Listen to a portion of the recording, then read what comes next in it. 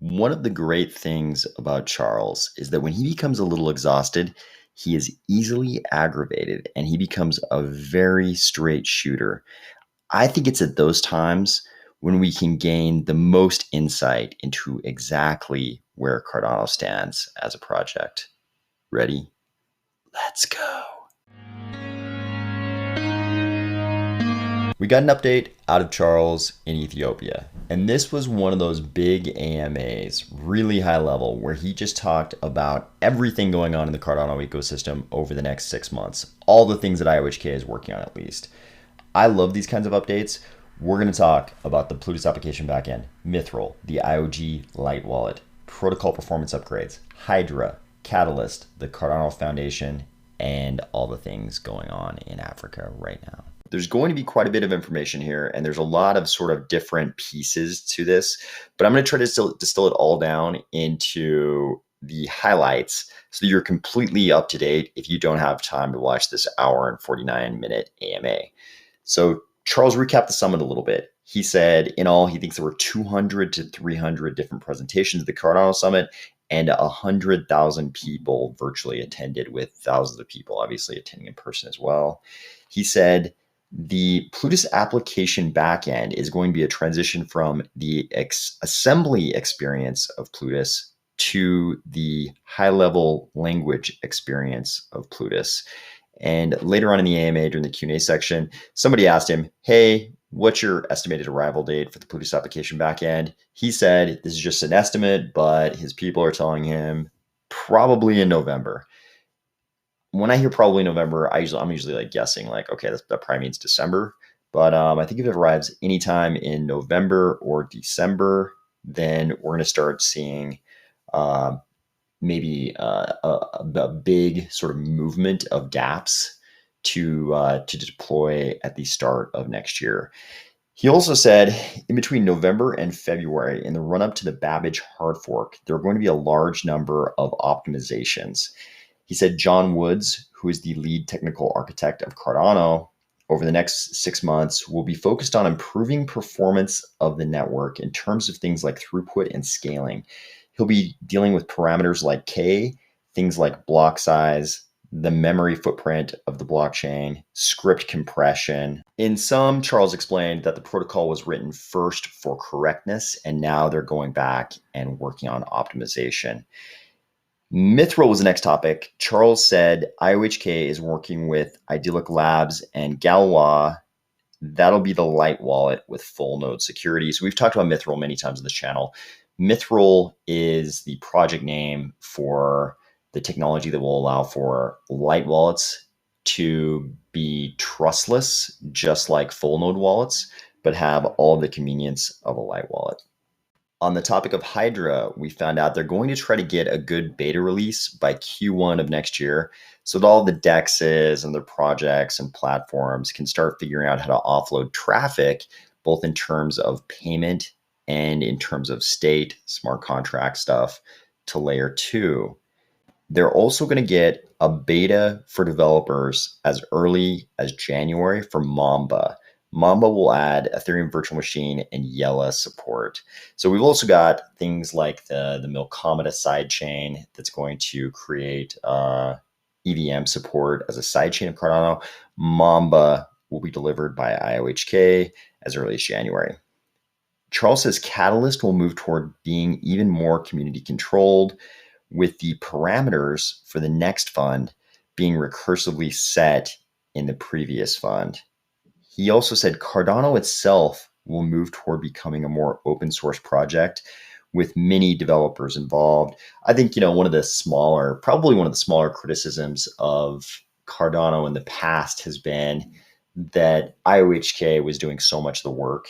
And it looks like they realize that this can't be the case forever. And Charles says now there are about 12 different dev groups working on Cardano, and Cardano is just going to move more and more in that direction until there are many, many developers involved in Cardano, and it's even decentralized in terms of the actual development of the protocol. He says the Cardano Foundation will have a budget of $25 million in 2022 and will hire up till they have a staff of about 100 people.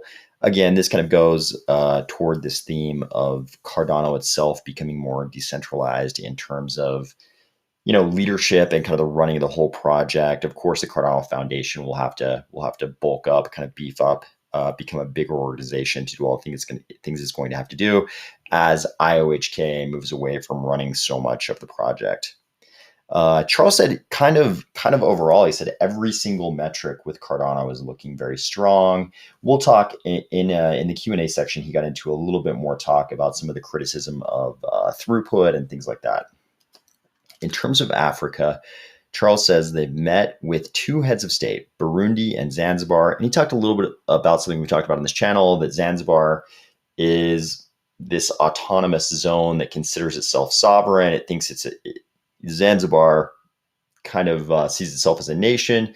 Tanzania maybe doesn't necessarily see Zanzibar as its own nation, but they've met with those two heads of state.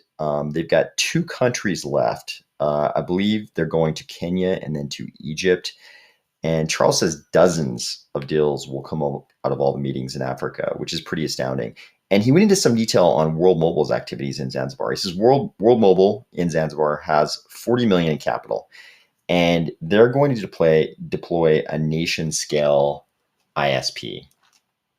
That's going to cover 1.8 million people. He thinks it'll take them 12 to 24 months to get it rolled out. He talked about how they are sort of already providing internet coverage for a girls' school and also for some kind of a facility related to fishing. I think it was kind of a fishing market. And it sounds like the blue economy, all of the bits of the economy dealing with aquaculture and sort of the fishing industry are huge in Zanzibar. And there's some really interesting things. Like he was talking about the possibility of World Mobile deploying balloons to provide internet access for boats that are out fishing, so that the Zanzibar can kind of regulate where these boats are out fishing. So I think there's going to be really interesting stuff coming out of the World Mobile project in Zanzibar. He said they're already discussing how to port the World Mobile project over to Kenya and even into Burundi.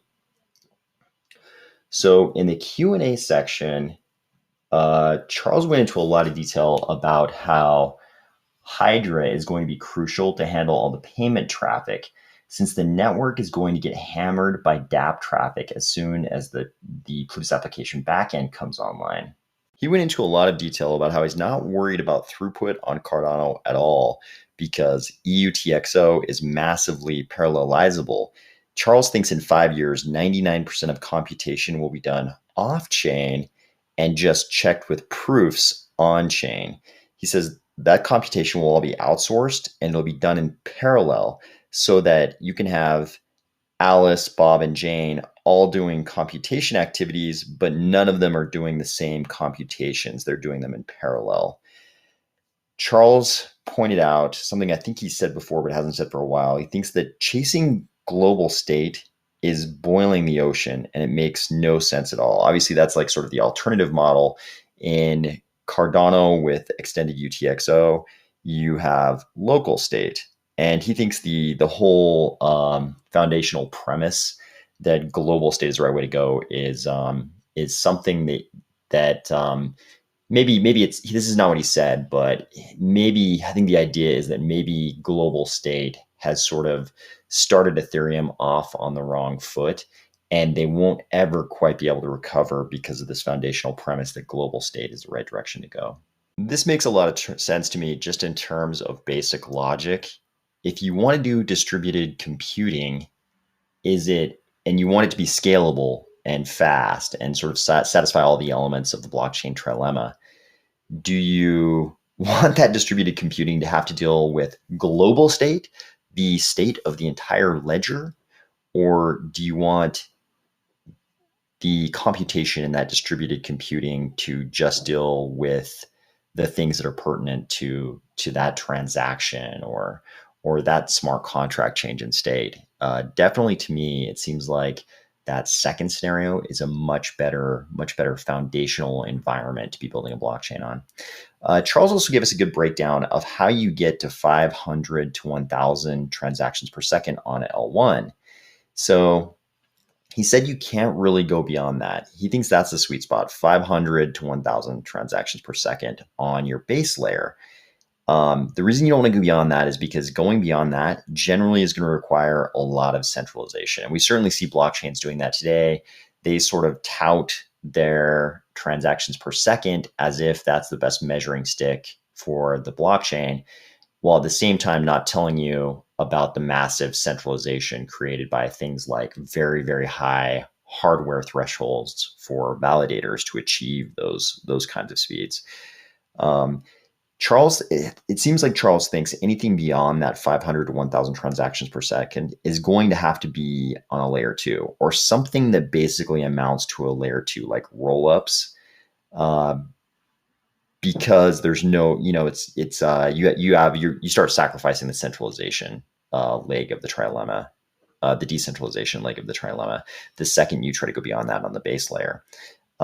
Charles thinks the TPS thing is really just a marketing metric, since everyone is going to have to do all the computation off base layer in the end anyway. In the Q&A, we also found out that Mithril is going to be launched alongside the new IOG Lite wallet. I think that's great.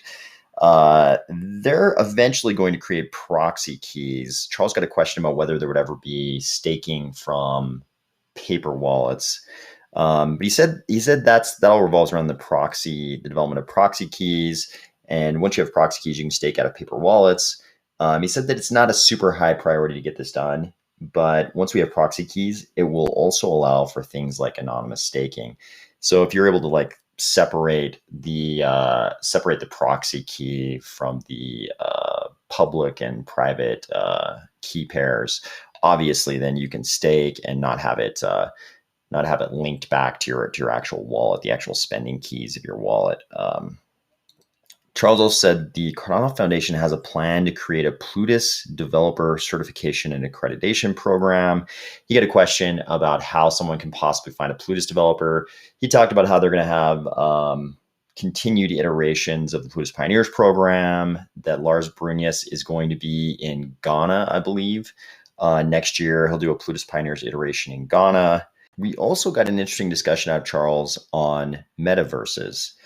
So Charles was quoting stats on how a majority of people may be working in metaverses in a certain number of decades, and how the property in metaverses may actually be worth more than all of the actual property on Earth, just because there can be an arbitrary number of metaverses. And so there can be an arbitrary amount of property to be owned in those metaverses, which will exceed the actual amount on Earth. Really interesting idea. I think I can easily imagine things going in that direction. We start talking about how metaverses could contain more property than is actually available on Earth. It sort of reminded me of the discussion about Bostrom's simulation theory, and I thought for a second there, I thought he was going down that path, and I couldn't figure out how he was going to reconnect this back to crypto. But he is very concerned about the metaverses being controlled by these centralized tech characters like Zuckerberg. Obviously, Zuckerberg is rebranding the larger Facebook corporate entity to Meta, and Zuckerberg is very focused on metaverses right now. Charles says a Zuckerberg-controlled metaverse has a great potential to be a dystopian Black Mirror-style nightmare if a single centralized authority controls everything. If every NFT you think you own in a Facebook-controlled metaverse is controlled by Facebook, obviously Facebook can make all the rules. They can decide who gets what and how. Charles seems to feel very strongly that we need those NFTs to be housed on a public open blockchain like Cardano. I think pretty much everybody in crypto would agree with that. I don't think the crypto community loves Facebook, and I don't think they will love Meta any more than they love Facebook. And I think we all sort of believe in distributed systems, and that would definitely include all the NFTs in metaverses. If society as a whole is going to go strongly in the direction of metaverses, I think this is going to be necessary. We kind of have a choice. Charles sort of characterized this as every time we rebuild the internet, we have an opportunity to either screw it up or make it awesome, basically. And I think public ownership of, or let's say public blockchains housing the NFTs that are involved in these metaverses is one of those choices. I think if we ended up with metaverses controlled by, if we ended up with like 3 or 4 metaverses, like an Amazon metaverse, a Facebook metaverse, a Google metaverse, and those centralized entities controlled the ownership of those of all the NFTs in those worlds.